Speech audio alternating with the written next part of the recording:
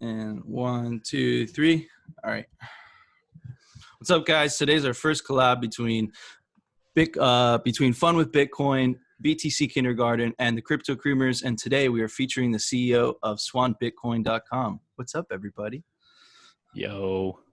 What up? Hey, Nico and friends. What's happening? All right, so I'm going to start it off with the first question.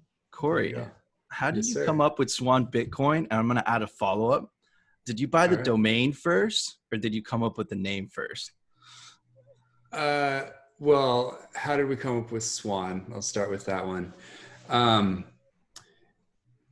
Basically, so I think you guys probably know we started a product called Give Bitcoin last year, which launched last November, just before Christmas, and hundreds of Bitcoiners used it to try to red pill friends and relatives, and bosses were using it on their employees and stuff, and that was a nice product. What was interesting is within that, we always thought probably the best way to actually make money was to take the givers and the receivers on Give Bitcoin and just let them buy Bitcoin for themselves, because people are more likely to spend a lot of money over time buying Bitcoin for themselves than for somebody else. Mm-hmm. And we saw that start to happen, and we started to see it happening quite a lot. And we also saw people actually using it to give gifts to themselves, because we actually had a recurring gift feature. So when people started giving gifts to themselves on a recurring basis, we were like, that probably needs to be its own product. We should strip that out and really make it its own thing.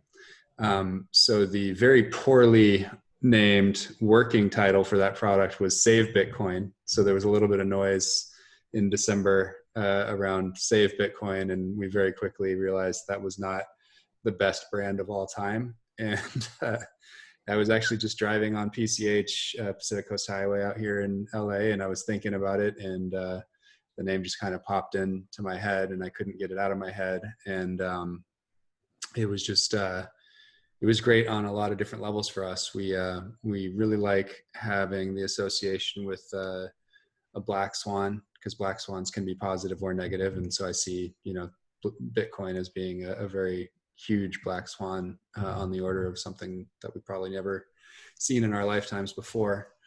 And I'm a huge Nassim Taleb fan, have been for 18 years. So I thought that was cool to have that association. We also like the kind of association of, a swan starting out as like an ugly duckling and becoming beautiful over time. And Bitcoin was just this thing that lived on the internet with a few cypherpunks, and we're still so early, but 11 years on, it's this massively important shining beacon of hope and light for so many of us. And so many people dedicate their lives toward, this thing and this industry and the ideals around it. And, so it's very much on its way toward becoming a beautiful swan. So kind of the two of those seem to fit really nice. And then just from like a marketing and branding standpoint, if you have a brand that can lend itself to, a mascot or like a character that can be used and that you can play with in different ways. And you guys have seen us use different versions of the swan, like a goofy animal swan, but also, kind of like a Batman superhero kind of super swan vibe. And we'll just keep on playing with that over time and letting the swan sort of be embodied. And yes, as soon as I come up with any sort of brand name, I usually do a domain search immediately and lock down anything remotely related to it. And so, yeah, we bought that kind of same day. Awesome. Yeah, I asked because I kind of had, I kind of had that similar experience where, I came up with a cool name in my head. And then I'm like, okay, but wait, is the domain available? And I kind of had to go through that whole ordeal myself. So, so you kind of answered my second question a little bit, which is, because it's so unique what you guys do. So basically you kind of answered that already, by saying that you guys focus more on the reoccurring purchases, right? Because my second question was, what do you guys do that's different than other exchanges? And why did you feel that you had this opportunity? Like, what niche did you have to fill, so to speak? Yeah, I think it's just kind of tapping into consumer psychology a little bit, and just understanding, especially here in the United States, we're not very good savers. 99% of people, really the only way that we're good at accumulating value in an asset is if it's a one-time decision and then it happens automatically after that. So electing to have some of your paycheck, turned into purchases of stocks or bonds or whatever through a 401k is something that millions of people do. And it's a good way for them to build value in an asset. Obviously questionable value of some of the assets in 401ks these days, but that has been a good way. And then another good example, really the only other good example is, deciding to buy a house and signing up for a mortgage and sort of being forced to make that payment every month. It's a one-time decision that you follow through on. And it's why, the house is the one major source of wealth for the vast swath of people in this country that have any wealth. And so we thought that letting people make a one-time decision and commitment to start accumulating Bitcoin at a level they were comfortable with, and then just having that happen automatically would be the best way for people to build meaningful positions in Bitcoin as a part of their plan to be wealthy, hopefully. Awesome. So just to tell our audience once again, you guys found, an opportunity with, instead of how most exchanges doing it, which is basically like, hey, you could buy Bitcoin here, you kind of tapped into the US consumer and you're like, okay, if we take that, if we take that type of thought that he already has and we kind of just add Bitcoin to the mix, that kind of makes more that we have a need here. And then you guys already did your R&D with that first product that you did, right? And then you found success in that and you're like, okay, I think I have something, and that evolved into Swann. Is that correct? Yeah, I mean, so that's all right. And then I also should, of course, mention that we had, Pierre Richard banging the war drum starting in probably spring of 2019, talking about Bitcoin as a savings technology. So that was kind of laying the groundwork, and we could see that there were a lot of people enthusiastic about that.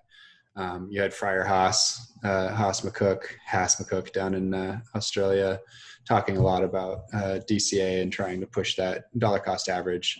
And then obviously you could see Alex Svetsky having some success with Amber, which was doing a very similar version of what we do, just some differences in the mechanics, obviously in branding and stuff like that.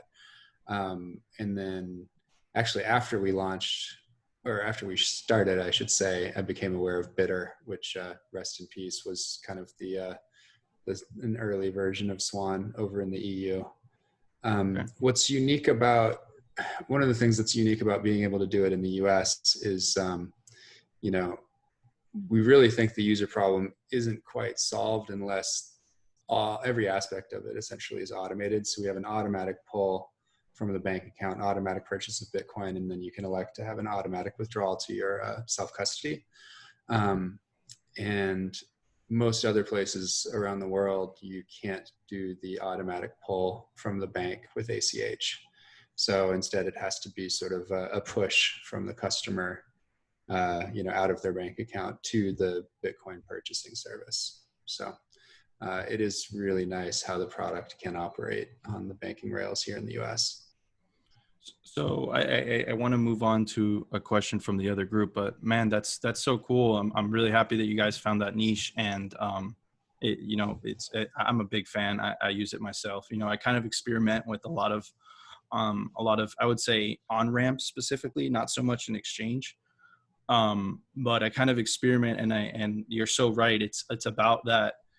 I would say it's about like that frictionless experience, right? To have as much less friction as possible. I find myself using the Cash App and Swan Bitcoin versus an exchange that I would pay much less in fees, but my experience is not going to be it's not as seamless, right? And if you do that week by week, I feel like it's just human nature to go with the more seamless experience, so to speak. So and I know that Optimus had a question, so I'm gonna move on to him. Yeah, what's up, Cory? Fan of Swan user myself. Nice. Finally got it rolling. There we go. We're at so me and Nick host BTC Kindergarten, and we do it for the noobs. We go out there and we just try to answer their questions as best they can. And so my question for you is, what is your elevator pitch for the noobs out there when you encounter them in real life?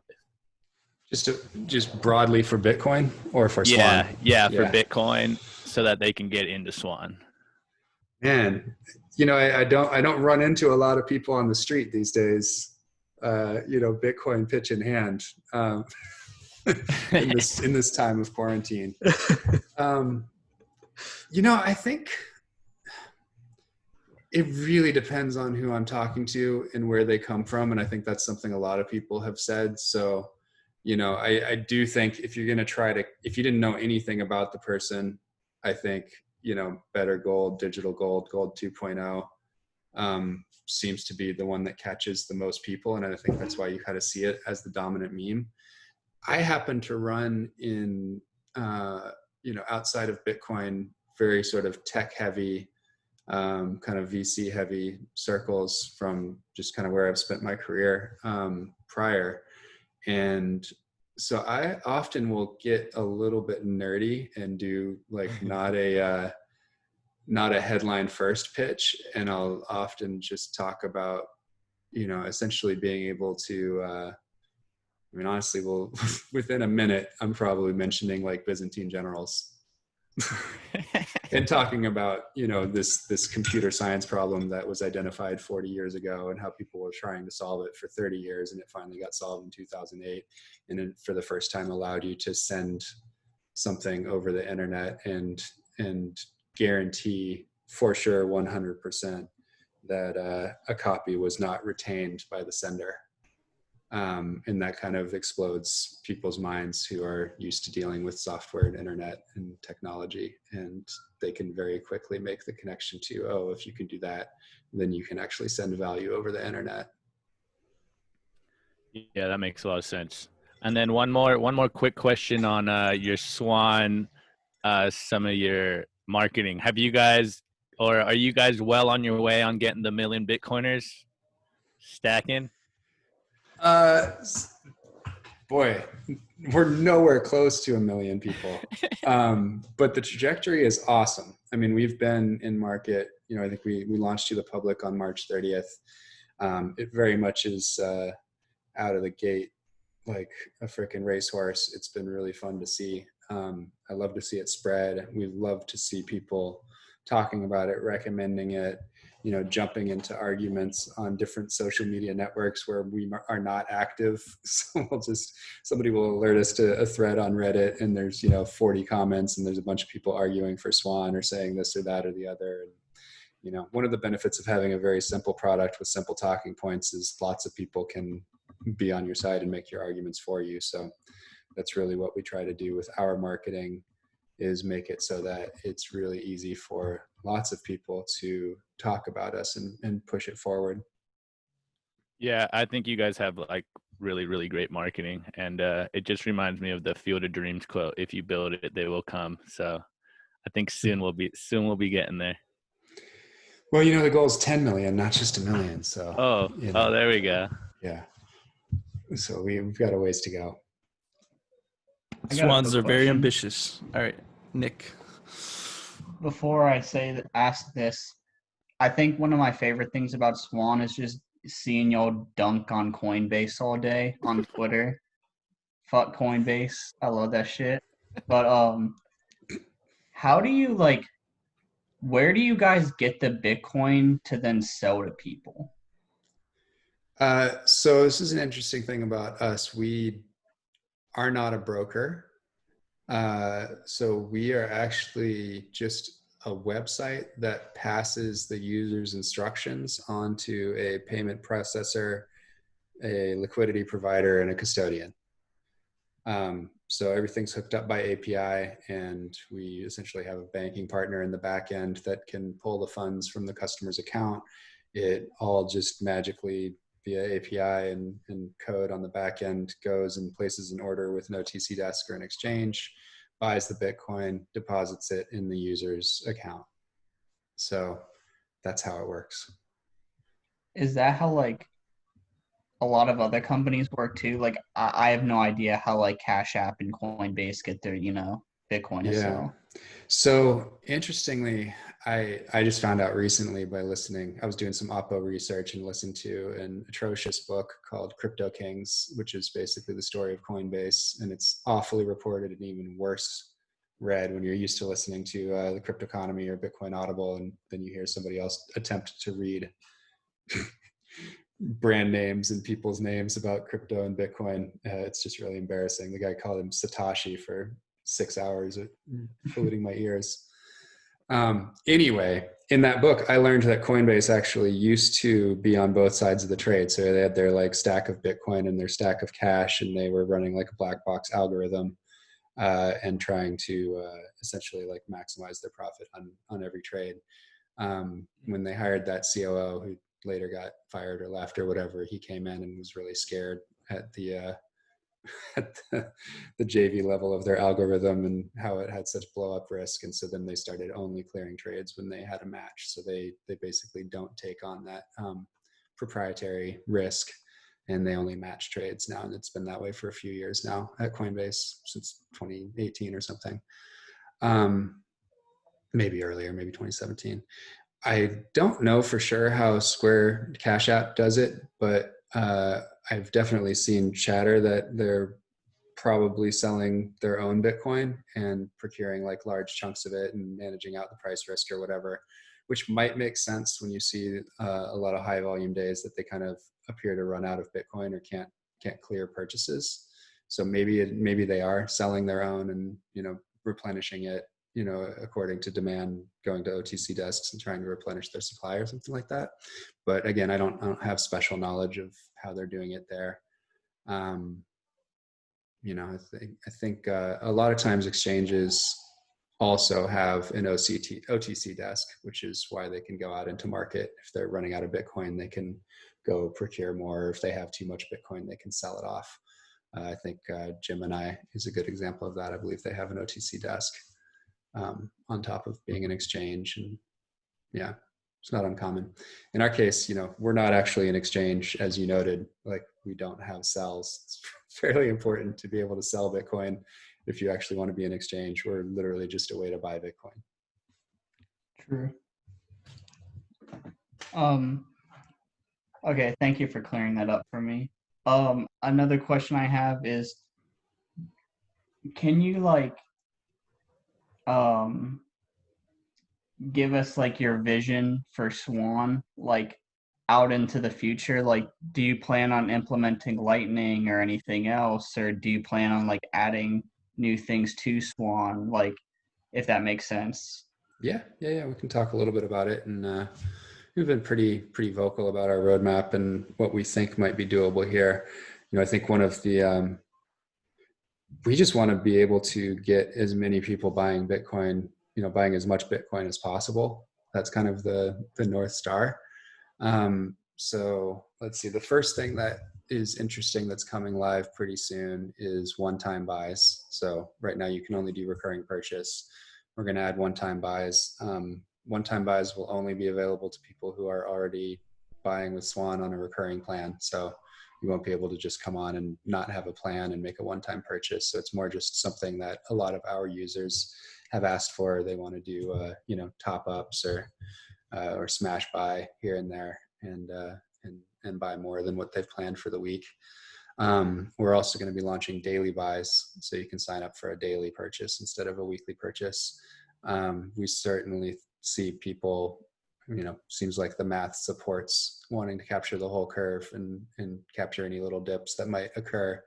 And so over 80% of our users choose the weekly plan, and, you know, less than 20% total have chosen paycheck or monthly plans. So we think there's going to be a pretty big demand for the daily plan as well. So excited to roll that out.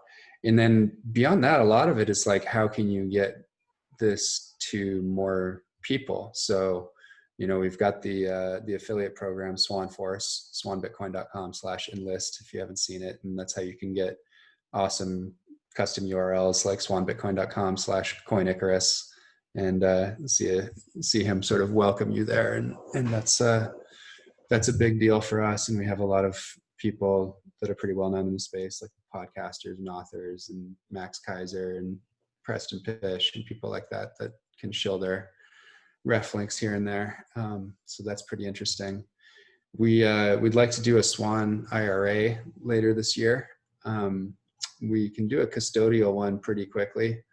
And then we're also looking at kind of what's the best way to set it up and sort of package and market one that would be like a checkbook LLC and let people self-custody essentially, and still be able to keep that in a structure that is tax advantaged in an IRA. And then I think down the road, you know, Jan Pritzker, who's my co-founder and our CTO, has a long history of working with APIs and exposing APIs for different services that he's run. This is his 7th startup, and he's had 3 exits, so he's pretty damn good at it. So we think there's a good opportunity to make it really easy to have like a buy with Swan or a buy Bitcoin button inside of lots of apps and financial products and websites and, you know, hard wallets and different Bitcoin related services to be able to enable buys all over the place. So that may be something that we get into later this year or next year as well. And you mentioned Lightning.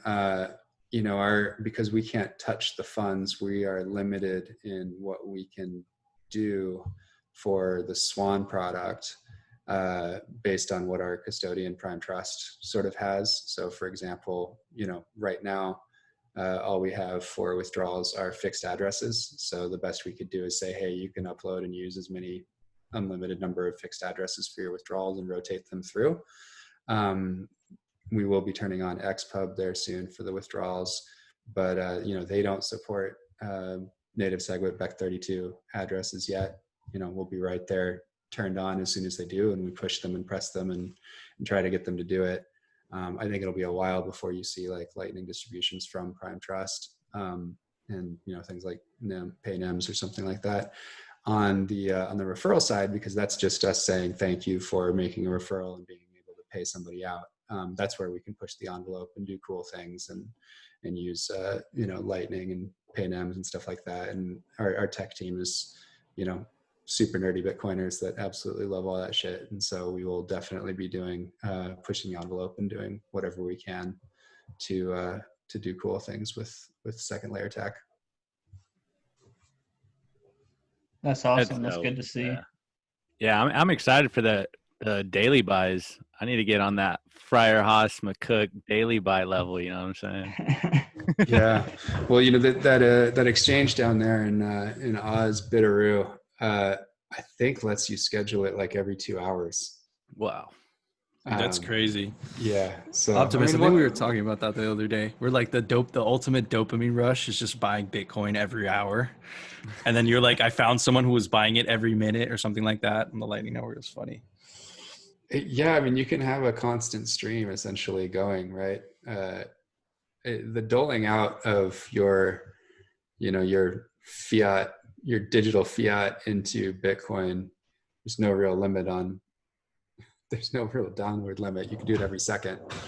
But the ACH pull is still going to always be kind of weekly. You don't want to be hitting people's bank accounts like every single day. I think once a week is probably good for that. Awesome. Cory Klippsten, you have a question, bro? Oh yeah, for sure. I actually, the one question that I had was, when can we expect to see an Apple or Android app? Because that, to me, like it's not just. I mean, I totally love obviously the experience, you know, that you guys provide with Swan. But for me, like that's the piece from Cash App that I end up using, where I'd like to use Swan that way as soon as possible. Yeah, we think we'll see a lot more demand for that, and it'll just become obvious that we need to get it done after we turn on one-time buys, because that's when you really want to be, you know, notifying people, you know, hey, here's the price, and it's 5% lower than yesterday. Do you want to do a top up? Stuff like that. So I think it'll just be kind of natural.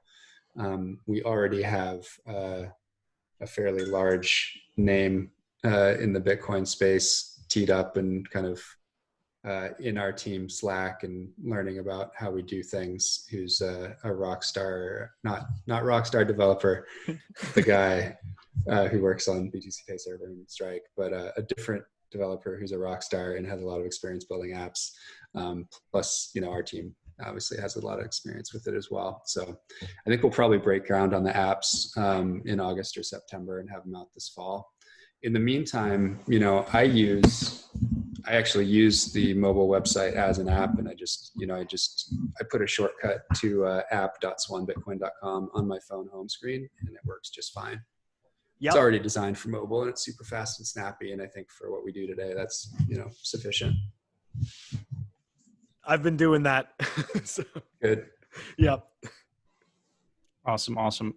So I have another question for you, Cory. Listen, so it was kind of a big deal when it happened on Twitter, and I obviously want to get your perspective, because you come from a tech background and you kind of know the ins and outs of what's happening. And I know that you live in California. So I wanted to get your perspective on PayPal, coming to the scene. Obviously, it's exciting news, but personally, I'm very hesitant, right? Because PayPal is just an awful service, and it's just the arch. And I see PayPal as like the complete opposite of what Bitcoin represents. So I wanted to get your thoughts on that.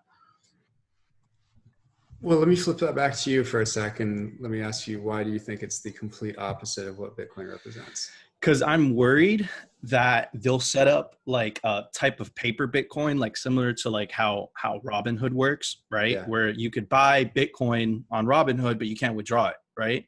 So Cash App obviously took a different approach where you could withdraw the Bitcoin, but if I was over there at PayPal, I'd be kind of scared, which is the reason that I feel like Cash App took that opportunity, right? Because PayPal was hesitant to even get involved with that, but now they don't have a choice, right? When Cash App announced they were making like 345 million in Q1 of this year, right? I think PayPal was pushed into a corner, and they're forced to basically release this to PayPal and Venmo. So I'm kind of sketched out where they create this experience, because I think you hit the nail on the head when you're talking about consumer psychology, right? Yeah. And if they create this experience for the user where it gives the user no reason to withdraw from their ecosystem, right? Because PayPal is so huge already, where they could just send the Bitcoin directly to someone else in the PayPal ecosystem. I don't think that's good for Bitcoin. I think that in the long term, Bitcoin will even it out. But I think in the short term, I'm not as happy as everyone was. Yeah. So, I mean, I've seen that sentiment widely spread. I think it's probably our job to highlight that as a negative and make them suffer significant collateral damage all over the internet if they don't allow Bitcoin withdrawals. Absolutely. And I think it's just an army of Bitcoiners recommending other services over that, and slagging on people for not actually using Bitcoin, and just being very vocal and aggressive about it. And I don't care who you promote. It can be us, can be Square, whatever. But freaking send Armstrong some business. At least Coinbase lets you withdraw your Bitcoin. Okay, so that last reference kind of yeah. But I will say it's wildly bullish for that news to come out, even though like jumped the gun and they're not anywhere close to what was talked about in the rumors or whatever. It is happening. They have been working on it for 9 months or so. They will probably try to put something out later this year or the end of the year, whatever it is. I often say I think there will be thousands to millions of Bitcoin sellers 10 years from now. And it's just greenfield for the time being. The good thing is, the market will be hundreds to thousands of times bigger in 10 years as well. Of course. Man, well, thank you so much for that response. Very insightful. And I kind of segues a little bit into my next question. And this is something that Swan Bitcoin doesn't do.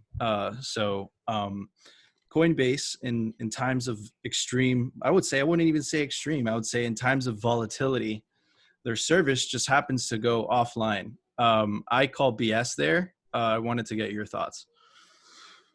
So what BS in as much as you think that they're doing? I think they have a switch in their algorithm, which basically says like, if it's the volatility is more than 20%, they just cut it, kind of like the kill switch on the, you know, on the traditional finance markets. But who would benefit if they did that? Man, I mean, you kind of like the reason I asked this question is because like in the beginning, you know, you were talking about what you're reading in the book, and it was basically saying that like, you know, like they were kind of doing a thing where they're trying to benefit on both sides of the trade, but that could go horribly wrong if it's one-sided, right?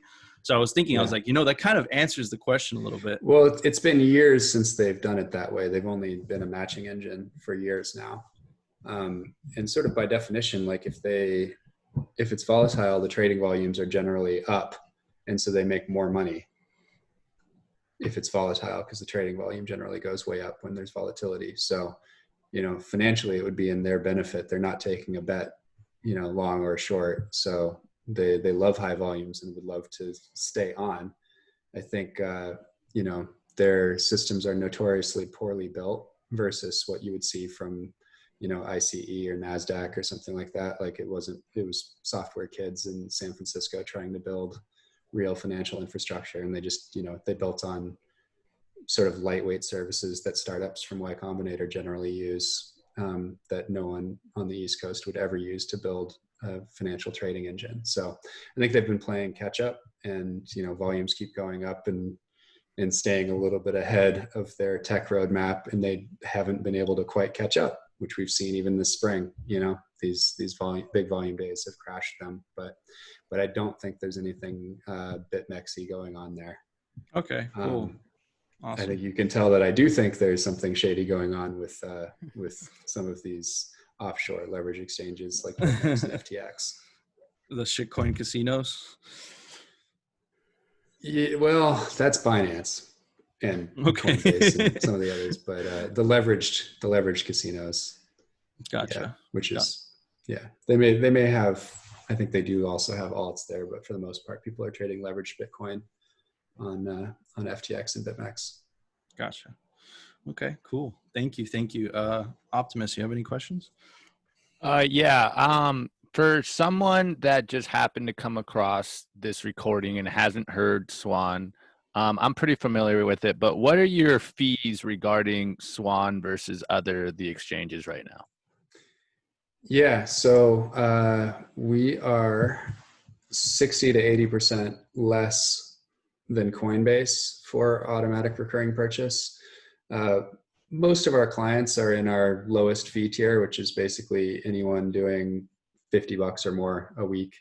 If you prepay your fees annually, you're at 0.99%, versus Coinbase at $50 a week is 3.98%.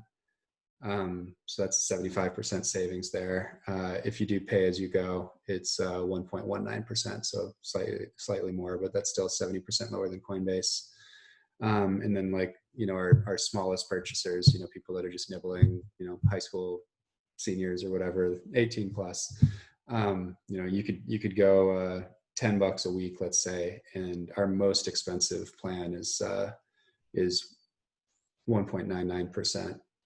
For prepaid annually, 2.29% pay as you go, which is, you know, 77 to 80% less than Coinbase. Coinbase, if you're just nibbling at it and you're just getting started with Bitcoin, you don't have much money and you're doing $10 a week, Coinbase and Gemini charge you 9.9%. Holy shit. I didn't even realize. Yeah, it's not very nice. They really don't want those customers at all. They literally just don't want them. So they just make it too expensive to serve them. And you kind of see that, like, people that have more of a high touch brokerage model, they just can't serve people for small buys. Yeah, I mean, sorry, Optimus, like my experience with Gemini, like, because that's usually the exchange that I use if I want to make a big purchase, is, man, they're sneaky about it. If you don't activate active trader on Gemini, they kill you with the fees. And it's not like a very obvious option either. You know, you have to contact support, you have to let them know, and then you could activate it. That's kind of their version of like Coinbase Pro, I guess. Yeah. Yeah. So Optimus, what were you saying?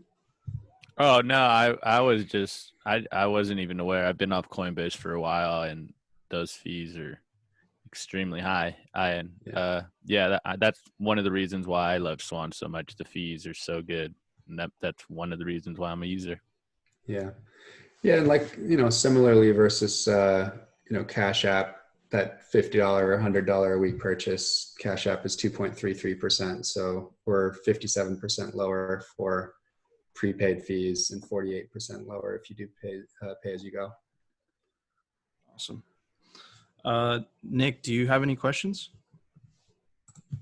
You might have already answered this in a way, but when you stack on Swan, do you market buy like that price, or do you pay at like a couple hundred higher, or how is that? Yeah, no, it's just a market buy. We buy once a day, typically somewhere around like 5 p.m. Pacific. So hopefully when we get big one day, there'll be just like a Swan pump every day. No, I think by then we'll be spreading it out and we'll actually be buying multiple times a day by the time we actually meaningfully affect volumes. But yeah, right now it's just once a day. And so you might catch a break and, the purchase is early in the day and it pumps later, and people are tweeting about that. And we seem to have had like a lucky streak lately with where our daily buys have come in. But I just keep on reminding people like that might go against you someday. But in the end, you're just buying regularly and your price is going to be about the average price. And the nice thing is you can go back and you can see the exact price paid and the timestamp, and you can check it versus an exchange, and, don't trust verify.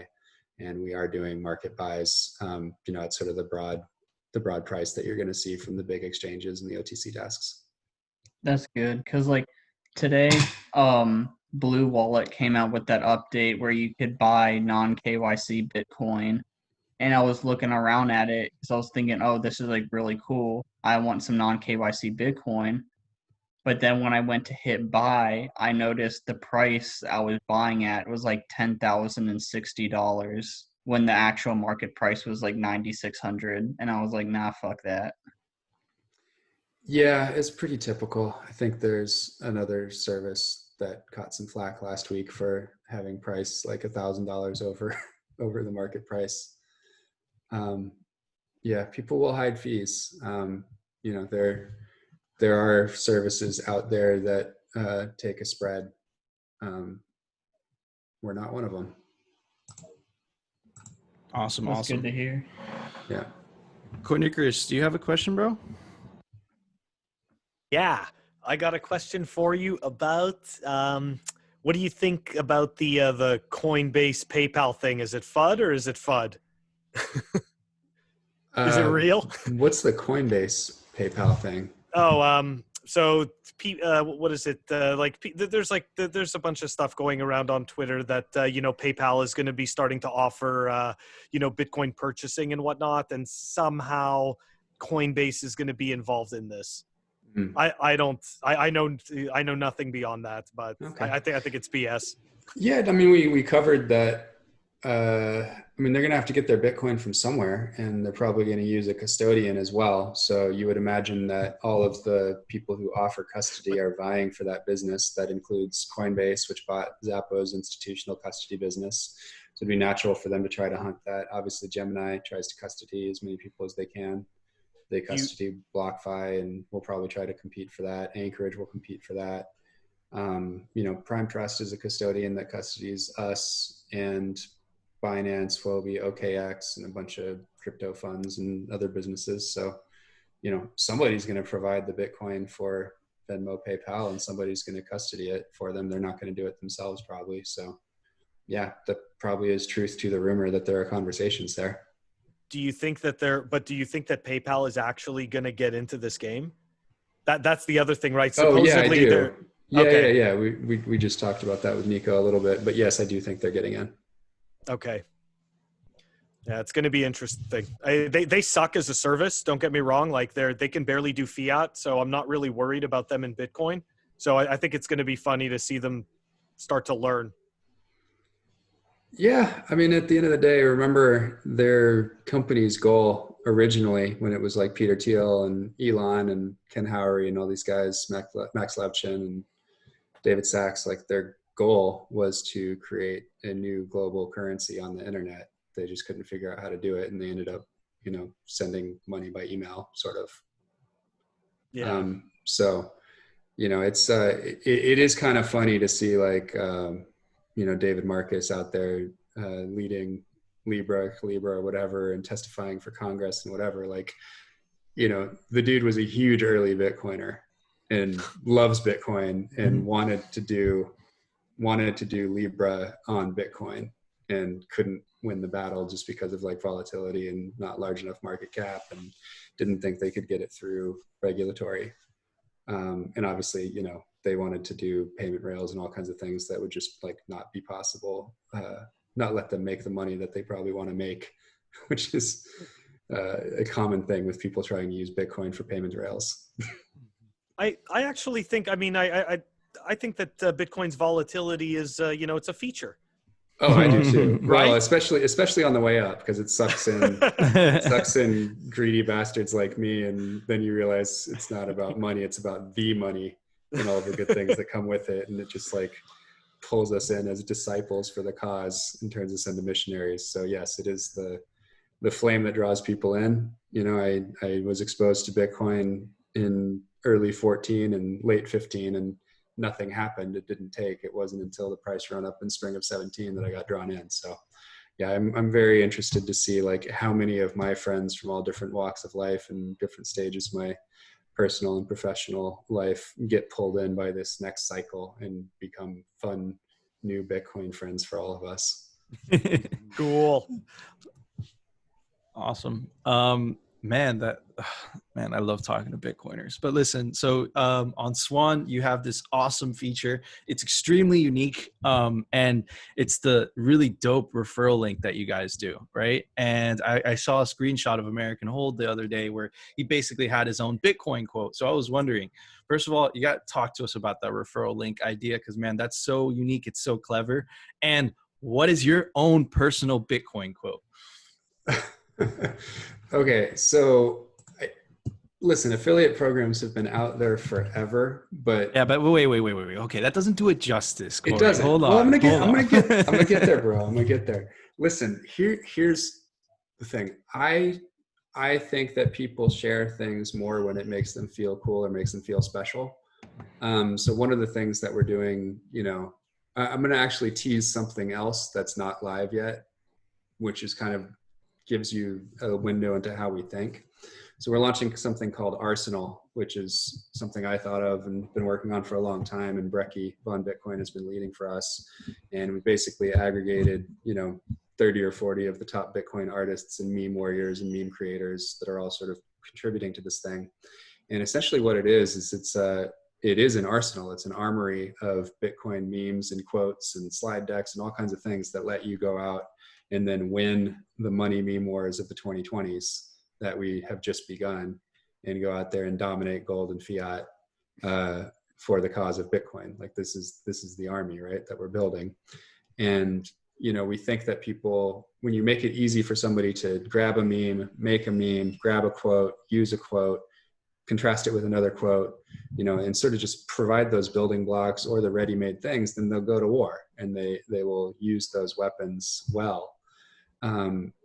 And they like it because it makes them feel cool and like they've done their part and like they've done it well, rather than just, you know, trying to come up with something off the cuff.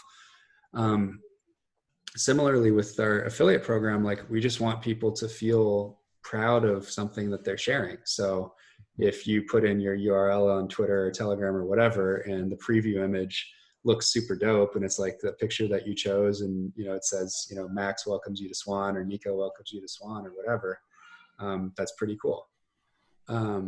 So that's what we do. And, you know, the unique custom URLs, when you click on one of them, it goes to the Swann website, but it has a welcome bar that has the picture of the person whose URL you're using, and a quote from them.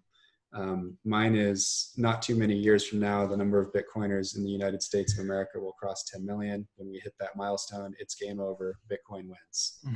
Love it. Let's go. Yeah. And, you know, so we've got like, you know, so if you go to like Preston, which is Preston Pish, he'll have, you know, Bitcoin is a time fuse. It's a Trojan horse. This is achieved by the protocol's coordination between the 4-year halving and 2-week difficulty adjustment working in harmony. This produces entrenchment into the existing financial system, and its guise is volatility. So that's I think he stole that from you, Coin Icarus. What a jerk. Yeah, right. That's Yeah, pretty right. epic. That's pretty epic. Yeah. So that's, yeah. And then I'm pretty sure Hodls just says ER plus BTB, but I'm not sure. His new one is the 71 equals 21, I think, or 21 equals 71. I think it's 71 equals 21. Interesting. Yeah. Nice. His says, so if you go to swanbitcoin.com/hodl, it's the fiat dollar is nothing more than a story we agree to tell ourselves over and over again until we forget that it's a lie. I stopped telling that lie a while ago. Pretty deep, man. I think you guys hit the nail on the head with that tactic, huh? It's awesome. Yeah, it's going well. I mean, it's really, I think it really started going nuts when Max Kaiser decided to go hard and like give over his Twitter and his daily national cable show essentially to shilling Swan. So he's like wearing a Swan lapel pin and talking about Swan and Bitcoin every single day now. And it's, that's awesome. So that's been really good since he got involved. Freaking awesome. Huge. That's awesome. All right. So this is my last question before I move on to the rest of the group, but it's basically, I want to get into, actually it's my second to last question. The last question I always ask at the end of the show, but it's not very complicated. But my second to last question is, Cory, I'm going to get into like speculation territory. Ultra bull, this is just talking about, moonshots, whatever. What do you think Bitcoin's going to be at the end of 2021? I know this is a crazy question. No one knows the answer. I just want to get your thoughts.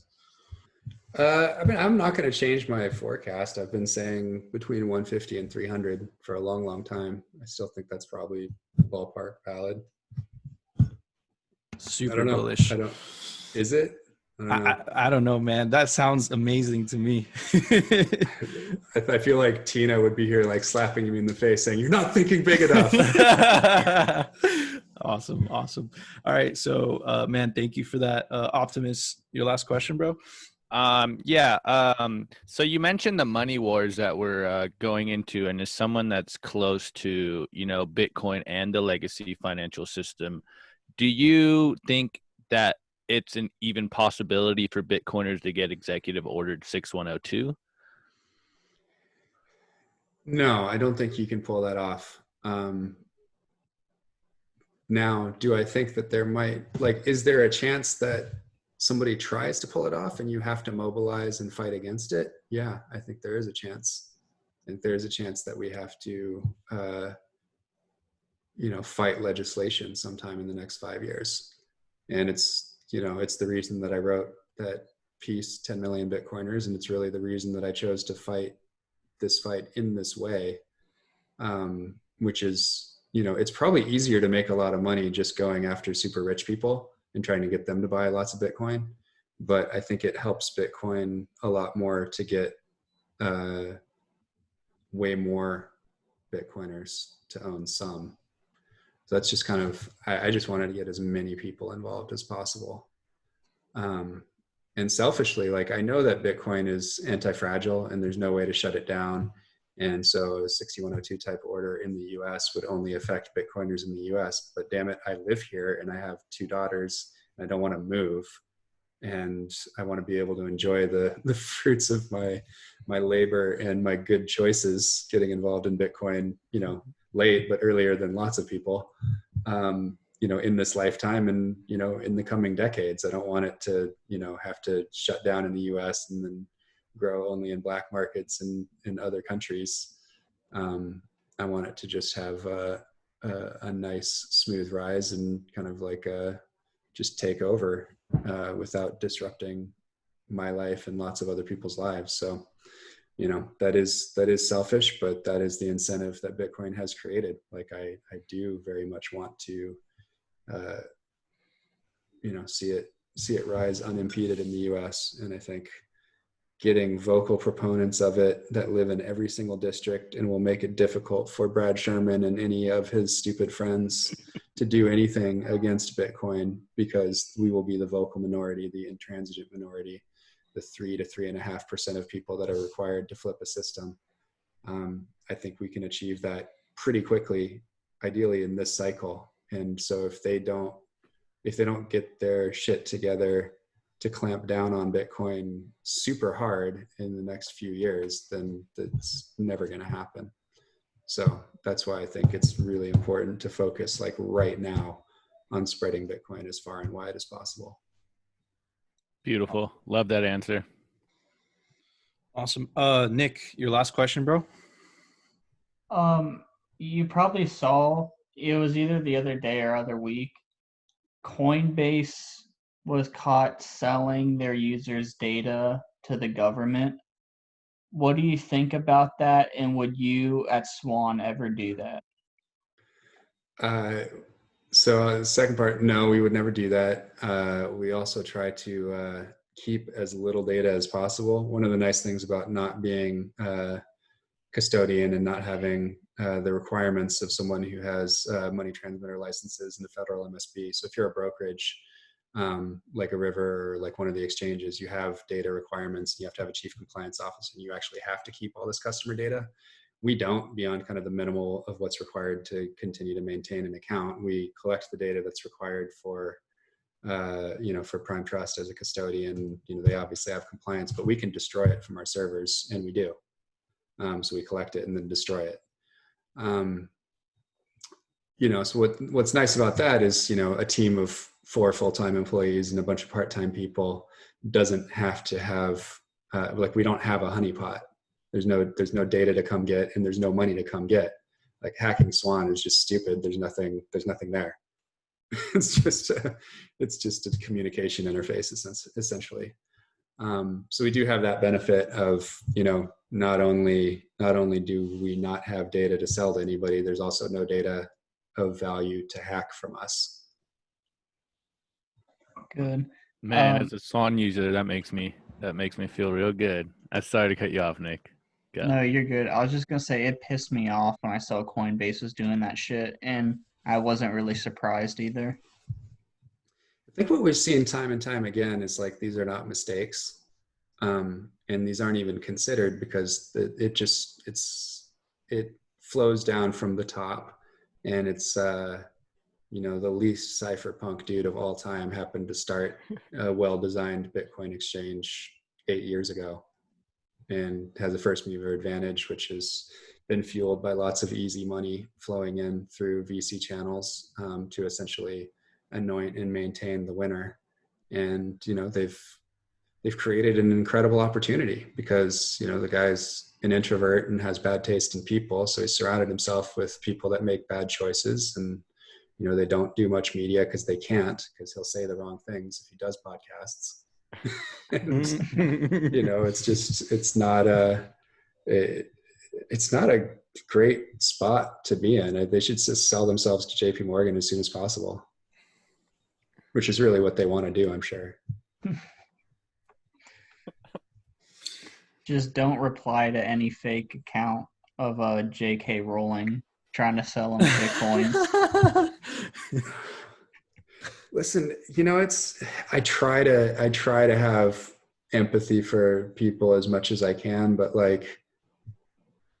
it's at some point you have to not care whether they did it because they were evil or because they were stupid.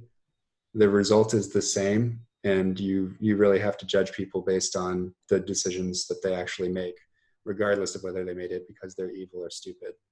So I stopped caring whether Coinbase does stupid things or evil things. They're just doing dumb things that are bad. Before we pass it off to I blame Balaji for most of it, by the way. Most of the probably 3 or 4 of the worst 10 products to come out of Silicon Valley in the last 10 years have all been the same guy.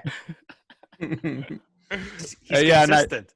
Yeah, before we pass it to CoinAkers, I was just wondering, I see the Swann logo back there. Are we going to get some Swann swag soon so we can all be the marketing force? It might be already out. I'm not sure. Yeah, so it's a very Swann thing to do. So we are putting out a lot of merch. I wish I had my Swann Force mug here. I usually drink from it all day. That's awesome. And it is not a profit center for us. So we actually are not making money on our merch. We're just putting a good bit of effort into lots of sick designs and putting it up on Zazzle and Cafe Press and letting anybody order whatever they want with no margin taken. Let's go. All right. Well, might have to get me a Swan shirt. In fact, let me see here. And we haven't publicized it yet, but I think if you go to Zazzle, let's see if Zazzle Swan Bitcoin is already up. I know the Cafe Press site is up. Hang on. Sorry for the silence here. I just want to see what Brecky has already loaded in here, if anything. It's all good. I'll edit in a face of Brian Armstrong with horns.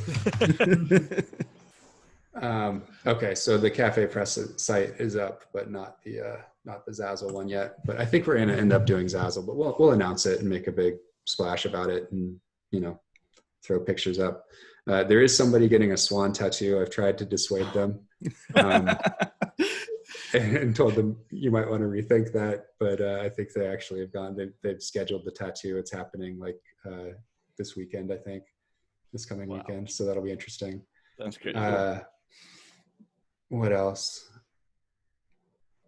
I think Phil, Mr. Sue, did a swan tattoo, which I did not suggest or endorse in any way, but there's pictures of it on the internet, so that happened. Nice. I don't know, man. I think it's fun. I really do. I really like. I think Bitcoin is the thing that people can get behind more than just about anything else right now. And I think cool Bitcoin merch, especially Bitcoin merch that Bitcoiners may know is Bitcoin related, but that maintains your OPSEC, is really crucial. So we've actually collected a bunch of different URLs that don't have Bitcoin in it, but that redirect to us.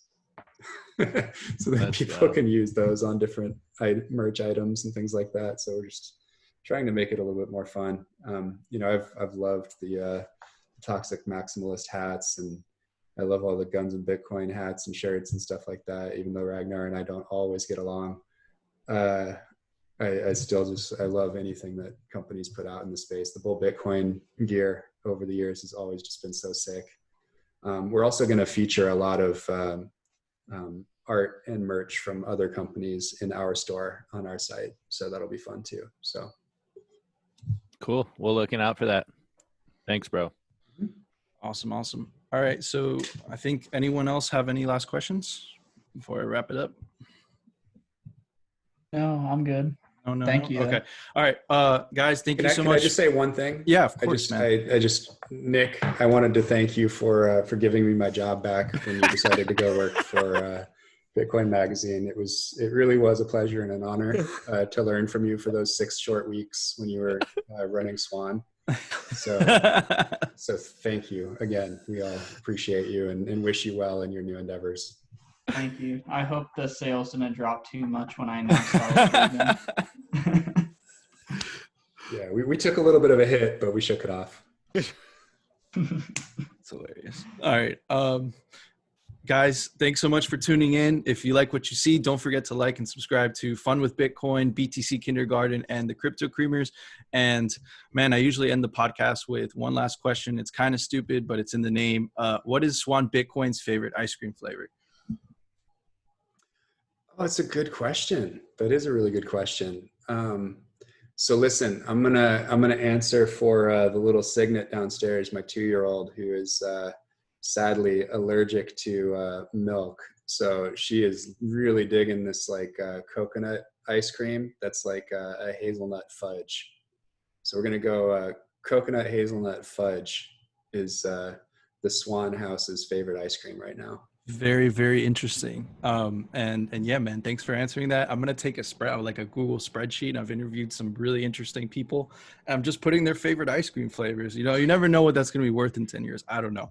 Anyways, guys, thanks again for tuning in. And again, don't forget to like and subscribe.